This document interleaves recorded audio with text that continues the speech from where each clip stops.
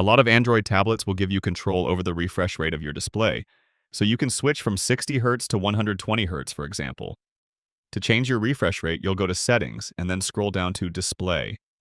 Under the display settings, you'll find Motion Smoothness, or on some tablets, this could be called Smooth Display Refresh Rate, or something similar.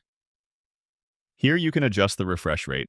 Mine, for example, gives me the option to set it to Adaptive, which adjusts the refresh rate on the fly depending on the content on my display, going up to 90 Hz. Or I can limit to my tablet to a 60 Hz standard, which reduces the smoothness but improves battery life. The options you have depend on your device. High-end tablets will have higher options like 120 Hz. When changing the refresh rate, you'll see the difference with fast motion on your display. You won't see the difference here because my camera is capturing the video at 30 frames per second. But on a naked eye, you'll usually see a noticeable difference. And that's how you change the refresh rate. Click the like button if this helped, and subscribe for more easy guides like this.